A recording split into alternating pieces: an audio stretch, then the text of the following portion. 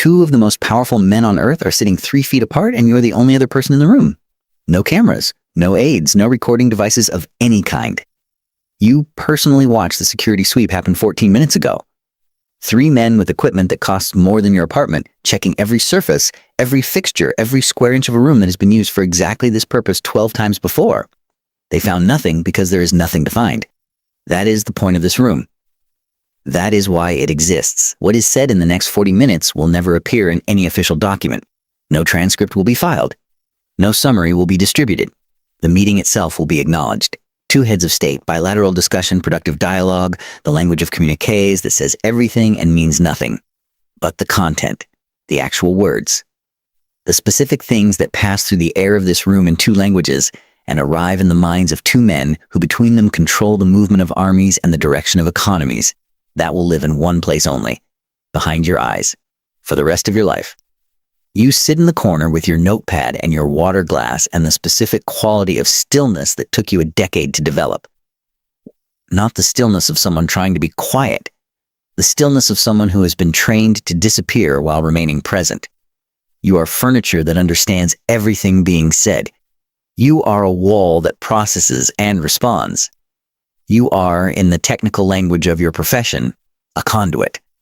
A human instrument through which meaning travels from one language to another without distortion, without addition, without the interpreter's own thoughts contaminating the signal.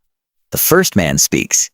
You open your mouth, and someone else's meaning comes out in a different language. The second man listens.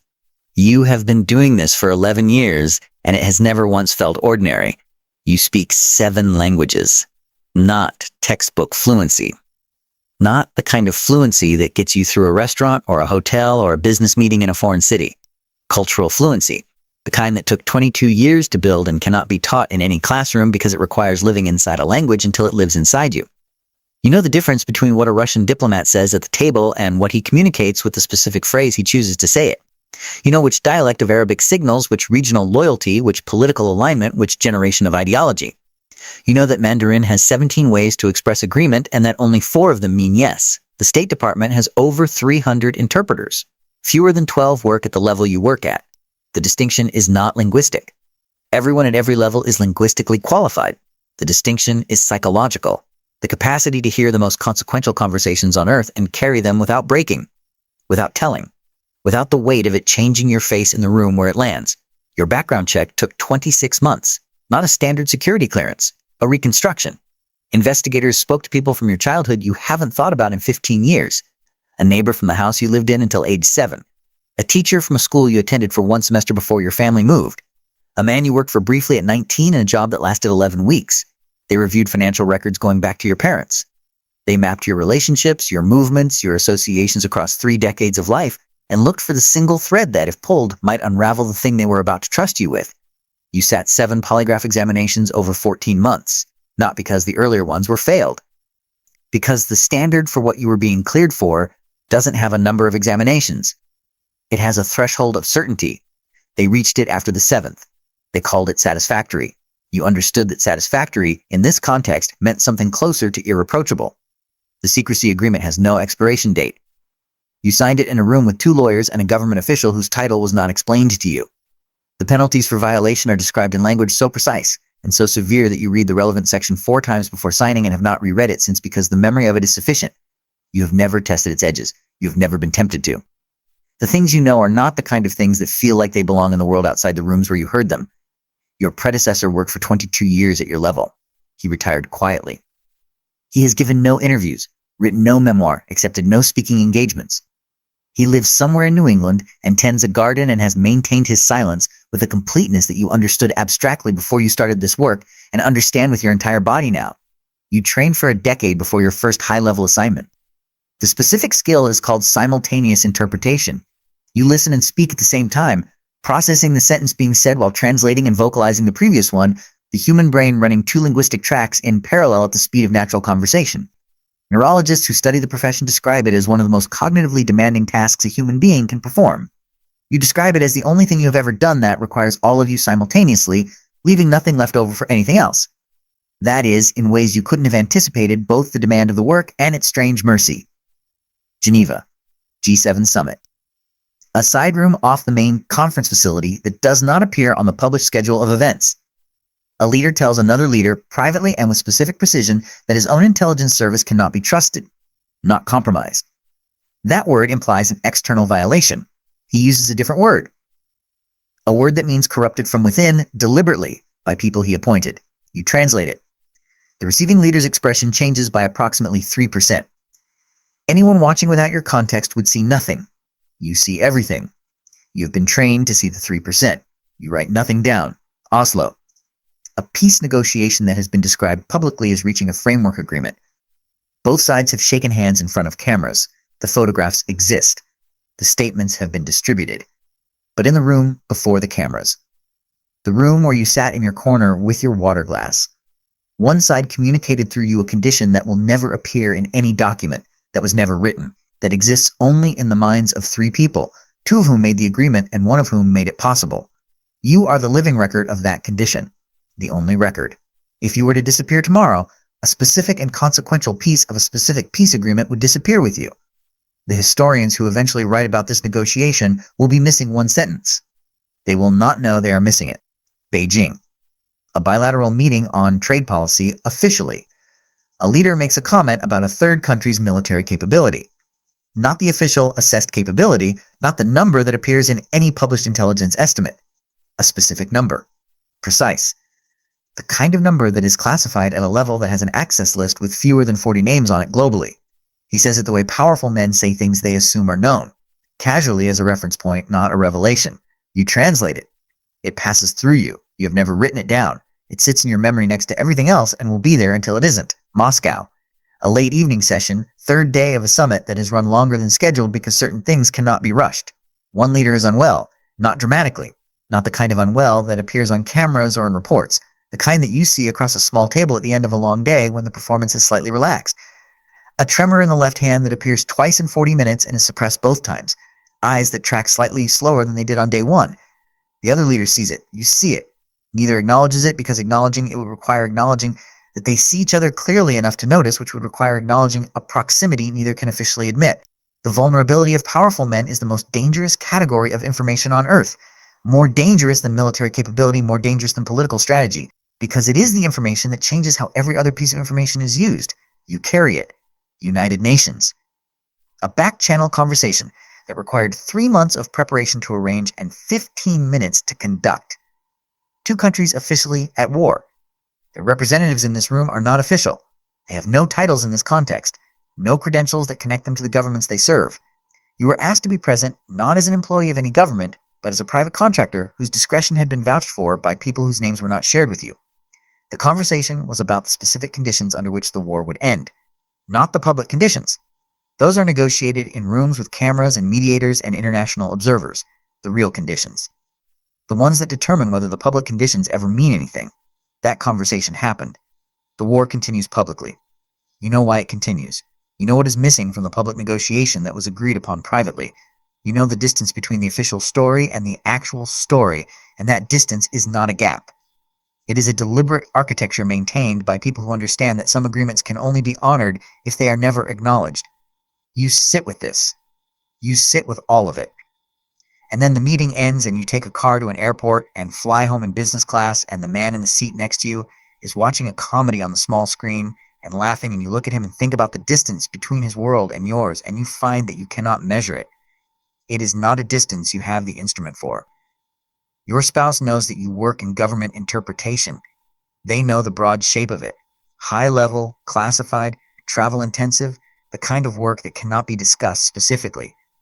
They have accepted this with a grace that you recognize as one of the most generous things one person can offer another. The willingness to love someone whose interior life contains rooms you are not permitted to enter. You do not tell them what you carry because the weight of it transferred would become their problem. They did not sign the agreement. They did not choose this. You protect them from it the way you protect the rooms, by keeping it contained, by making sure none of it leaks into the spaces where ordinary life happens. Dinner parties are exercises in a particular kind of performance. Someone makes a comment about a world leader, the kind of comment that people who consume news make, confident and partial, the view from the outside of something you have seen from the inside. You smile. You say something neutral. You add nothing. The distance between what you know about that person and what is being discussed at this dinner table is so vast that bridging it would require beginning with. Everything you think you know is a surface, and I have seen beneath it, and that sentence cannot be said, so you say nothing and refill your wine glass, and the conversation moves on. You found a therapist in your third year. Not a standard referral. There is a list, maintained by the agency, of mental health professionals who hold the appropriate clearance to work with people at your level. There are 4 of them in the country. Your sessions happen in an office with a signal blocker active and a confidentiality agreement layered on top of the professional one. You talk about the weight of the work and the only terms available to you. General, structural, the shape of the burden without the content of it. Your therapist is skilled and careful, and the sessions help in the way that moving around inside a large dark room helps. You know the room better. You do not find the light. The nightmares are not dramatic. People ask. The few people cleared enough to ask whether the work produces nightmares, and you say yes, and they assume cinematic ones. Chases. Danger. Revelation. The nightmares you actually have are quiet. You are in a room, translating, and the words coming out of your mouth are slightly wrong. Not wrong in a way anyone notices. Wrong in a way that changes the meaning by a degree that is invisible at the moment of translation and catastrophic in its consequences months later. You wake from these dreams with the specific cold of someone who has understood, again, that the instrument of their work is imperfect and the stakes of imperfection are not theoretical. A leader you interpreted for dies. A state funeral broadcast globally. You watch it on a small television in a hotel room, in a city you are traveling through for work. The ceremony is enormous and formal, and the tributes describe a man constructed from the outside. The public record, the official biography, the version that was designed to be seen. You watch his family, his children placing flowers. His spouse maintaining composure with the specific effort of someone performing grief publicly, rather than experiencing it privately. They are mourning a version of him. You carry a different version. Not better or worse. Truer. The private man in the small room saying the things that do not appear in any biography. You will carry him longer than they will in some ways. You will carry the parts of him that history will never know existed. You have not told the truth about your work to anyone who loves you in 11 years. This is not a complaint. It is an accounting. A recognition of what the work costs that is separate from whether the cost is worth paying. You pay it. You've paid it every year for 11 years, and you will pay it for as long as the rooms exist, and the clearance holds, and the phone rings with the next assignment. You think sometimes about what it means to be trusted with everything and permitted to keep nothing. Not permitted to keep it for yourself. The keeping happens involuntarily, permanently, without your consent. Permitted to do nothing with it. To carry the most consequential information on Earth and have no outlet for it, no use for it, no ability to transform it into anything beyond the private burden of knowing. The information does not make you powerful. That is the thing that people on the outside imagine. That proximity to power transfers power. It does not. What it transfers is responsibility. The responsibility of the witness. The obligation of someone who is present at the thing and can never speak of the thing and must therefore live alongside it in silence for the duration. You think about the historian who will eventually write about the Oslo negotiation. The careful reconstruction from documents and interviews and declassified cables. The historian will be good. Thorough, precise, intellectually honest. The historian will be missing one sentence. Not because the research was inadequate. Because the sentence exists in one place only, and that place is not accessible to historians.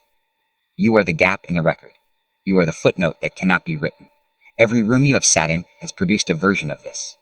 A truth that is complete only when it includes what you heard, and incomplete in a way that is invisible to everyone who wasn't there. When you die, specific historical events become permanently, irreversibly incomplete. This is not a comfortable thing to know about yourself. Another summit. Another room. You arrived 40 minutes early and watched the security sweep, and placed your notepad on the small table in the corner and poured your water glass and sat down and became furniture. 2 more men enter. Between them, in the accumulated weight of what they represent, more power than most of recorded history has concentrated in any 2 people in any one room. They sit. They look at each other. They look at you. The brief acknowledging glance that powerful men give to the instrument they are about to use. You look back with the face that has been trained to show nothing. The first man speaks. You open your mouth. Someone else's meaning comes out in a different language and lands in a mind that will use it to move the world some small or large degree in a direction that neither you nor anyone else can fully predict. Tonight you will go home and make dinner and sit with someone who loves you and watch something ordinary on television and sleep and wake and do this again. They trained you to carry language from one mind to another without leaving fingerprints. What they didn't tell you, what no one tells you, what cannot be told because it can only be learned, is that some words don't pass through you. They stay. They become part of the architecture of who you are. Load-bearing walls and a structure that was built for a different purpose and has been repurposed, room by room, year by year, summit by summit, into something that holds more than it was designed to hold and shows none of the strain on the outside. You are not a person who knows secrets. You are the place where the secrets live. And that place has no door.